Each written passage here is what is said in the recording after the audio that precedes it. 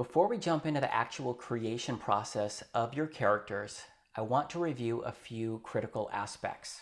Some of these are going to be obvious, and some of them may be completely new to you. But either way, I want you to consider all of them before you start dialing in and casting your characters. Okay, first, all characters must make first impressions. Think about when you first meet somebody in real life. I bet they make a first impression.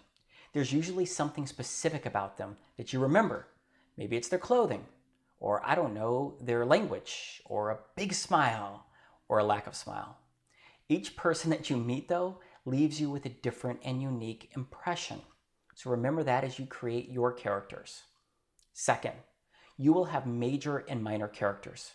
But regardless of how major or minor their role is inside the story, both major and minor characters are always important because all characters influence each other inside the story, and they all influence your reader's experience.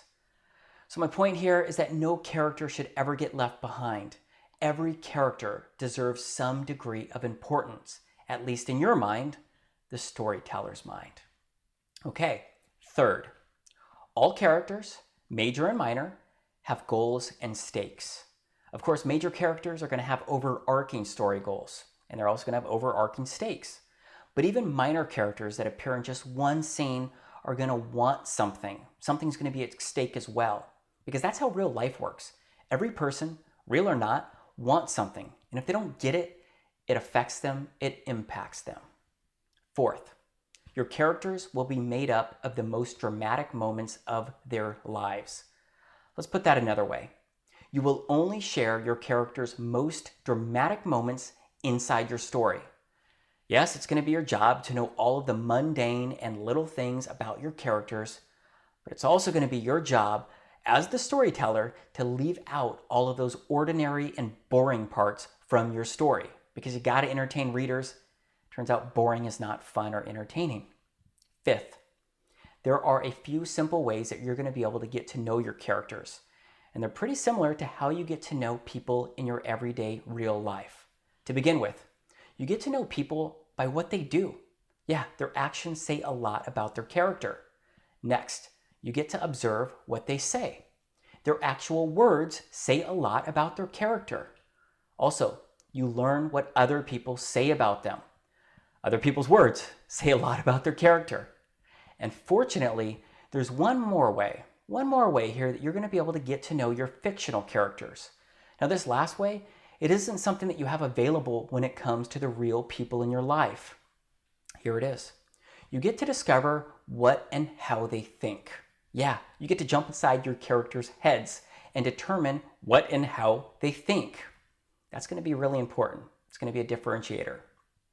Sixth, all characters have dark truths living inside of them. Dark truths, they're the secrets that your characters don't want anybody else to see. They could even be inner demons and just things that even the character isn't aware of. But the last thing your character wants is to view their dark truths or have another character put their dark truths on display in front of them. These dark truths, they can be gold mines for storytellers, because when you know your character's dark truths and you can expose them inside the story that you're telling, all of your characters suddenly become more impactful and more entertaining. Okay, last and seventh, all characters inside your story will experience some type of change or evolution. They're going to start out one way and end different. This will be much more pronounced for your major characters, but it's also going to be true for your minor characters. Even the waiter, who does nothing but serve coffee to your protagonist, should experience change. The waiter may be frowning when he pours coffee for your protagonist, but then maybe your protagonist cracks a joke and the waiter leaves smiling and laughing. Or the waiter leaves even more upset because the joke didn't land. Either way, characters, both major and minor, should always experience some type of transformation, big or small, because that's how real life works. Our experience, they basically shape our lives from moment to moment. Okay, now you know the critical aspects to think about before you actually start creating your characters. Now what I want you to do is just move on to the next video.